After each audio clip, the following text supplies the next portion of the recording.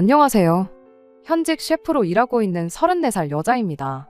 TV 예능 프로나 홈쇼핑 같은데 나오는 다른 유명 셰프분들처럼 제 이름 걸고 레스토랑을 하고 있고 그런 건 아니에요. 하지만 저도 언젠간 제 이름을 내건 레스토랑을 오픈하는 게 꿈입니다.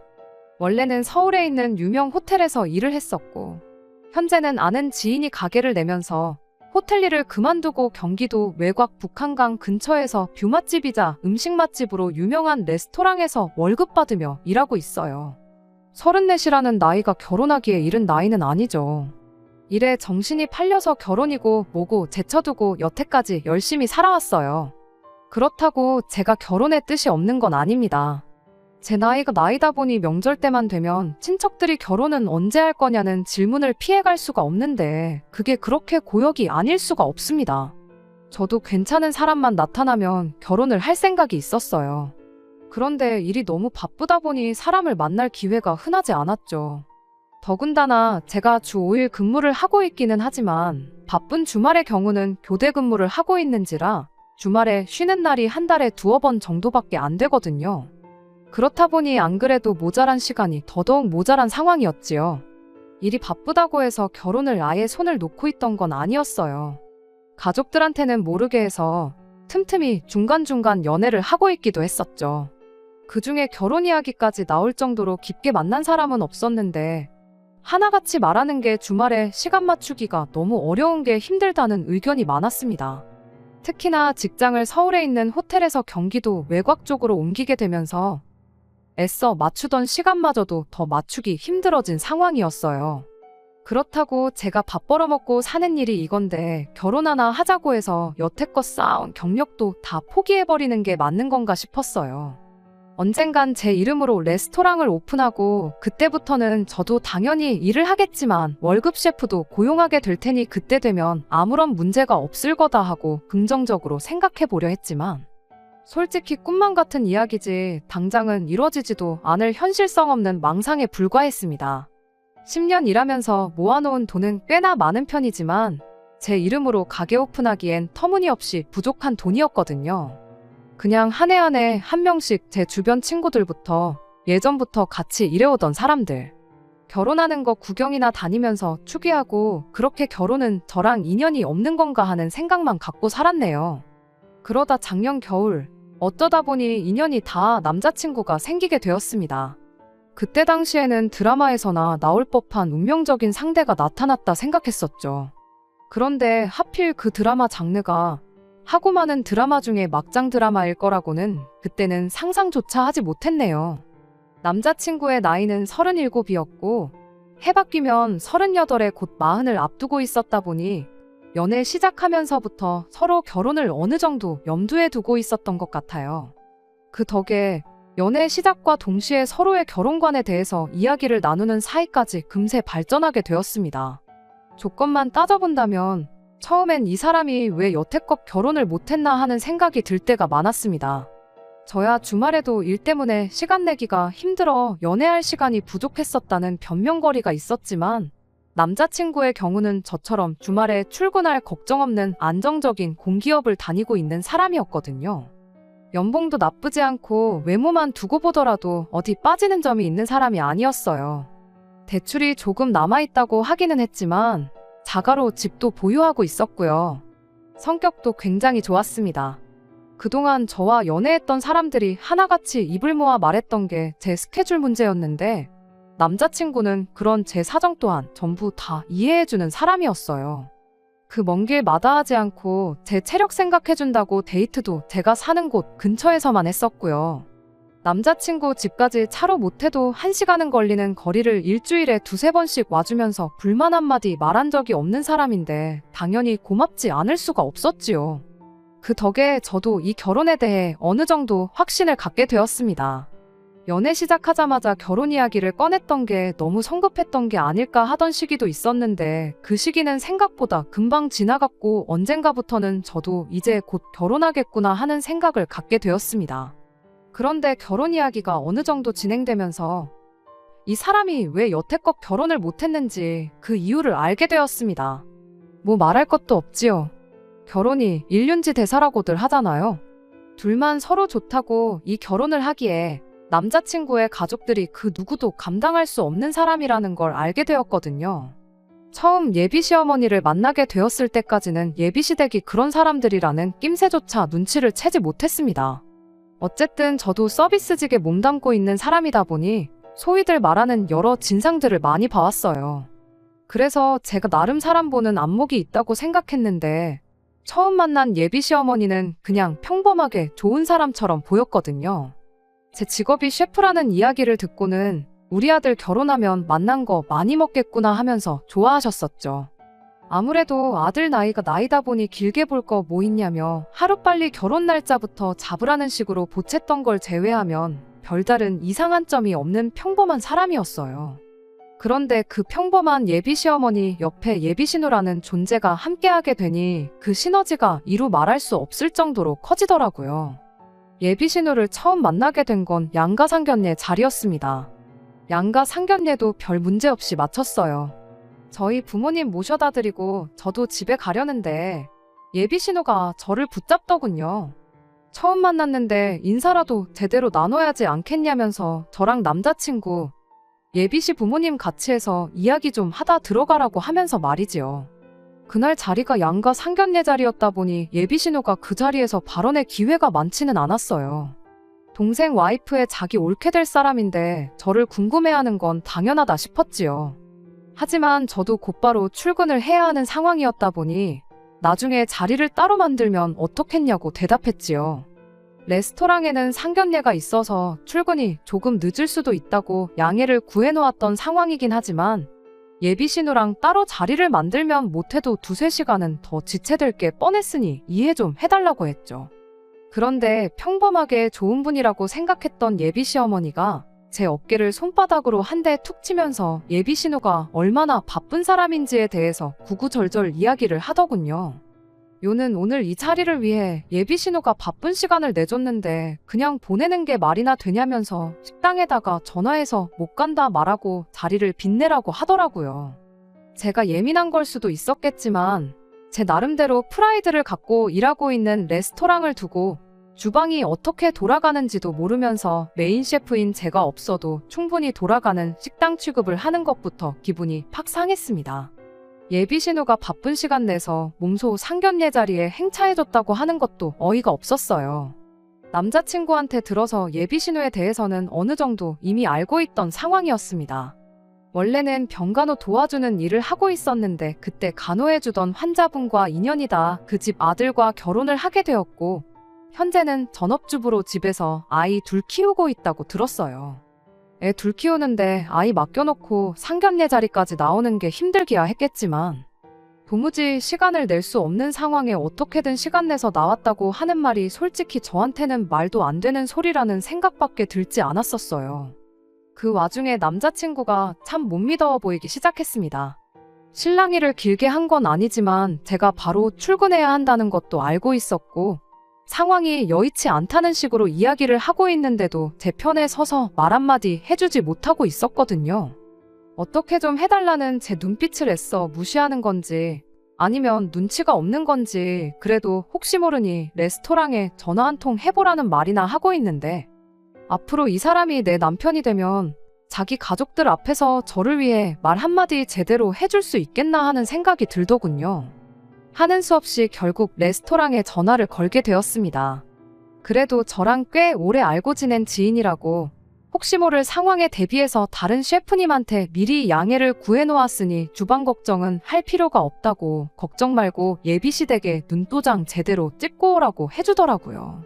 저만큼 제 결혼을 바라던 지인이었으니 그 배려심은 고맙기 그지 없었지만 차라리 안 된다고 딱 잘라 말해줬으면 싶었던 마음이 더 컸었어요. 그런데 일이 이렇게 돼버리고 나니 그렇게 해준 지인 덕에 이 결혼을 피해갈 수 있었으니 지금은 고마운 마음이 더 크네요. 아무튼 그렇게 예비신우와 예비시 부모님 해서 그날 자리를 또 따로 마련하게 되었습니다. 상견례하면서 식사는 했다 보니 근처에 있는 조용하고 분위기 좋은 카페로 향했죠.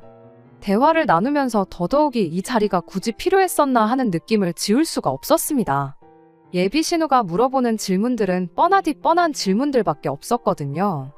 가족관계는 어떻게 되냐? 레스토랑에서 일하면 돈은 얼마나 버느냐 하는 제 개인적인 부분에 대한 질문들 말이에요. 이 질문들은 물론 예비 시어머니한테 처음 인사드릴 때 전부 다 나눴던 이야기이기도 했고요. 예비 시어머니가 대답해줘도 모자랄 거 없이 충분한 내용들을 출근해야 하는 사람 붙잡아서 하고 있으니 그저 속이 답답할 노릇이었습니다. 면접 보는 것도 아닌데 예비 신우는 노트랑 펜까지 꺼내서 제가 하는 말들을 적어놓고 있는데 그것도 솔직히 기분이 너무 나빴어요. 그러다 예비 신우가 꺼낸 질문에 상견례 잘 마치자마자 3시간도 안 돼서 결혼 전부터 시자짓 하려는 집구석에 파혼 선언하고 결혼 뒤집어 엎어버리고 나오게 되었습니다. 제 호구조사가 다 끝나고 나니 대화의 주제라고 할 만한 것도 없었습니다. 그때부터는 예비 시어머니하고 예비 신우가 둘이 잡담을 주고받는 게 더 많았고요. 지나가면서 저 들으라고 하는 건지 제 속을 긁으려고 일부러 꺼낸 이야기인지는 모르겠지만 예비 신우가 예비 시어머니한테 먼저 그래도 음식하는 애가 며느리로 들어오니까 명절 때 되면 엄마가 좀 편하겠다 이런 소리를 하더군요.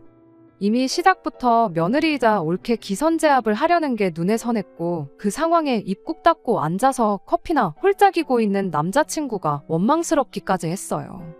한참 둘이서 제 속 긁는 잡담을 주고받다가 예비 신우가 갑자기 저한테 자신 있는 요리가 뭐냐고 물어보더라고요. 이때부터는 정말 제가 예비시 가족하고 대화를 나누려고 온 자리인가?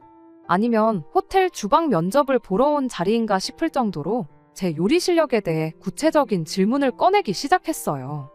호텔에서 일했던 경력이 있다 보니 한식, 양식, 중식 크게 장르에 구애받지 않고 웬만한 건 다 할 줄 안다고 대답했죠. 그 중에도 제일 자신 있는 건 양식이고 특히 파스타류에 자신이 있다 대답했어요. 지금 일하는 곳에서도 제 파스타가 가장 인기 메뉴이기도 했고요. 예비 신우는 저희 대답에 파스타는 조금 아닌 것 같다는 알 수 없는 대답을 하더니 그 질문에서 좀 더 구체적인 질문을 해대기 시작했습니다.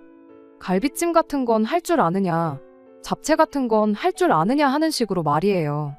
저는 그게 앞서 말한 명절에 예비 시어머니 편하겠다고 꺼냈던 이야기의 연장선인 줄 알았는데 그게 아니었습니다. 난데없이 예비 신우가 제 다음 주 스케줄을 물어보더니 그 주 토요일에는 되도록 시간을 비우라고 하더군요. 그 주 토요일은 제가 근무가 없는 날이긴 했지만 예감이 이상한 게 그 사실을 말해주면 안 되겠다는 생각이 퍼뜩 들어서 그날은 일이 바빠서 안 된다고 거절했습니다. 어이가 없는 건 애초부터 제 스케줄은 안중에도 없었다는 듯이 오늘도 안 된다고 했는데 되지 않았냐며 또 식당에 말해서 일을 빼고 시간을 비우라고 아예 명령을 하더라고요. 어차피 제 사정은 봐줄 생각 없어 보였고 그럼 왜 그러는지 이유라도 알자 싶어서 왜 토요일에 제 시간을 비우라 하느냐고 제가 먼저 물었습니다. 이유를 알고는 저도 얼이 빠져서 예비 신우랑 남자친구를 번갈아 가면서 쳐다봤네요. 그날이 예비 신우네 시아버지 생신이라고 했으니까요. 예비 신우네 시댁 생일 잔치에 따라가서 생일 축하 노래나 부르고 오라고 저를 부른 건 당연히 아니었지요. 갈비찜이며 잡채며 잔치 음식 말할 때부터 알아봤어야 했어요. 저보고 그날 생신상을 차리라고 꺼낸 이야기였으니 말이죠. 제가 예비 며느리가 아니라 이미 결혼해서 진짜 저 집구석에 며느리로 들어가 있던 상황이었어도 어린 반푼어치도 없는 소리였지요. 내 시아버지 생신상을 차리라고 해도 요즘 세상 돌아가는 분위기에 할까 말까인데 저한테는 남이나 마찬가지인 예비 신우의 시아버지 생신상을 차리라고 하고 있는 예비 신우를 보니까 지금 저 사람이 제정신인가. 아까 상견례 하면서 먹은 음식이 뭐 잘못돼서 어디 나사 하나 빠져가지고 저런 소리를 하고 있는 건가 하는 생각뿐이었습니다. 대답할 가치도 없는 질문이라서 대번에 제가 왜 그쪽 집안 생일상을 준비해야 되냐고 싫다고 거절했어요.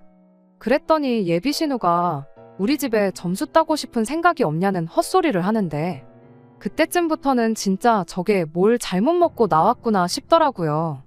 내가 그쪽 집에 점수를 왜 따야 하냐고 평생 얼굴 두세 번은 볼까 말까 한 남이나 마찬가지인 사람들 아니냐고 했더니 그쪽 집구석 시어머니 생신상까지 제가 차려주면 1년에 최소 2번은 보지 않겠냐고 하길래 저도 남자친구 얼굴 봐서 여지껏 참고 있었는데 더는 참아야 할 이유가 없다는 생각이 들었고 할 말은 해야겠다는 생각뿐이었습니다. 지금 저랑 장난치는 거냐고 장난치는 거면 재미없으니까 그만하라고 했어요. 지금 그만하면 사과도 따로 안 받겠다고 했죠. 예비 시어머니는 네 형님 될 사람인데 말투가 그게 뭐냐고 대번에 제 말투부터 지적을 하길래 예비 시어머니한테도 한마디 했습니다. 지적질을 할 거면 제 말투를 지적할 게 아니고 가당치도 않은 소리를 당연한 듯 말하는 예비 신우부터 지적하셔야 하는 게 맞지 않냐고요. 그리고 예비 신우한테 한마디 더 쏘아 붙였습니다. 그쪽 시댁에 내가 만든 음식을 대접하고 싶으면 그렇게 하게 해주겠다고요. 다만 다른 손님들하고 똑같이 저희 레스토랑에 2주 전부터 예약해서 손님으로 와서 돈 내고 먹고 가라고 했어요. 그 방법 말고는 그쪽 시댁에서 내가 만든 음식 먹을 일은 없을 테니 꿈도 꾸지 말라고 했죠. 여태껏 가만히 커피만 쪽쪽 마시고 있던 남자친구는 제가 화를 내니 그제서야 눈치를 보기 시작하는데, 그것도 제 눈치를 보는 게 아니라 여태껏 짧은 시간이나마 헛소리를 쏟아내던지 누나랑 제 말투 지적했다가 본전도 못 찾고 부들거리고 있는 자기 엄마 눈치를 보고 있었네요. 아마 이미 이때부터 결혼은 물 건너갔구나 하는 걸 본능적으로 예감했던 것 같았고, 저도 더는 미련 두지 않고 제 할 말은 해야겠다는 생각이 들었습니다. 예비 시어머니는 또 제 말투를 가지고 지적을 하더니 식당 일이나 하는 주제에 내 아들하고 결혼할 수 있게 허락해준다고 했으면 고마운 줄 알아야지. 저 하는 꼬라지 좀 보라면서 성질이 저러니까 식당 일밖에 못하고 있는 거 아니겠냐고 하더군요. 돈 받고 남들 밥 차려주는 걸로 먹고 사는데 다른 사람도 아니고 예비시댁 가족들 밥 차려주라는 말이 그렇게 기분이 나빴냐면서 자꾸 제 직업을 걸고 넘어지길래 똑같이 예비신우한테도 한마디 해줬습니다.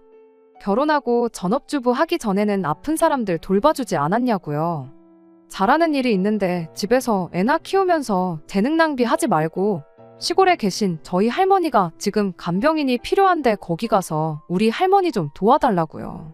그러면 내가 우리 레스토랑 와서 그쪽 시부모 밥 한 끼 사 먹을 용돈 정도는 챙겨줄 테니까 그렇게 한번 해보라고요. 모르긴 몰라도 남 시켜서 차려낸 생신상보다 이래서 번 돈으로 사주는 파스타 한 접시가 예비신우 시부모가 보기엔 훨씬 더 감동적일 거고, 며느리 잘못 봤다고 생각하고 있다는 그 여론도 한 방에 뒤집어 버릴 수 있지 않겠냐고 전곡을 찔러버렸죠. 예비 신우가 그때부터 씩씩대기 시작하더니 눈에 눈물이 그렁그렁해서는 더 이상 말을 잇지 못하더라고요.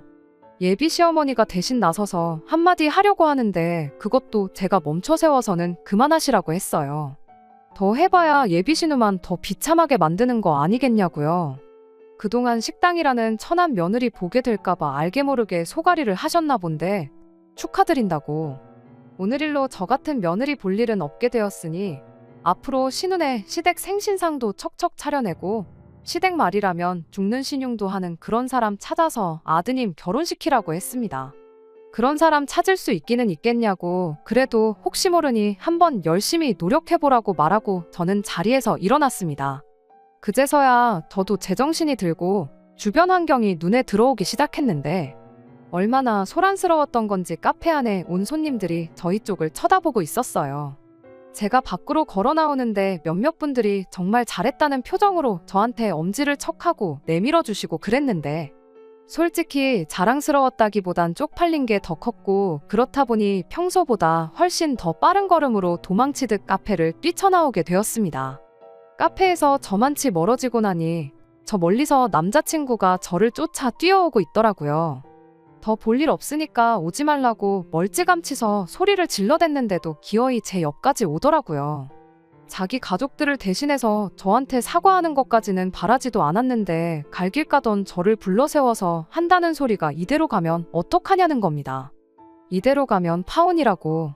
분위기가 좀 과열된 것 같은데 잠깐 추스리고 저녁 식사라도 같이 하면서 풀어보자고 하는데 그 상황에서 예비 신우랑 예비 시어머니한테만 한마디 했지 이 자식한테도 중요한 말 한마디 해준다는 걸 까먹고 그냥 나왔다는 게 생각이 나더라고요.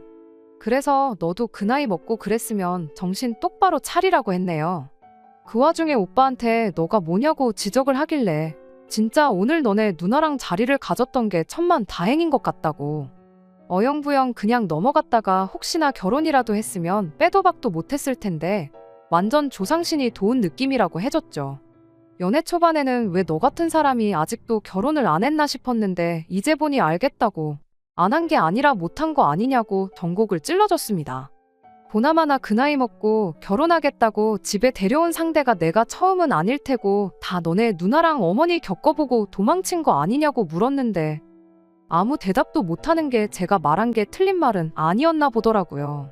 그래도 그간 만난 정이 있으니 악담뿐만 아니라 제대로 충고 한마디도 해줬습니다. 저 두 사람 어떻게 못하면 평생 결혼은 못하는 거라고 생각하면 된다고. 그러니 너부터 바뀌라고요. 그리고 행여나 이제 자기가 바뀔 테니까 저랑 잘해보자는 말은 하지 말라고 했어요. 솔직히 따라오면 저도 다시 생각해봐야겠다 하는 마음이 아예 없었던 건 아니에요. 그런데 제 말 듣고 제자리에 가만 서서 고개만 푹 숙이고 있는 걸 보니 저 자식 저거 평생 저렇게 가족들 눈치만 보면서 결혼도 못하고 살겠구나 싶은 생각이 들더라고요.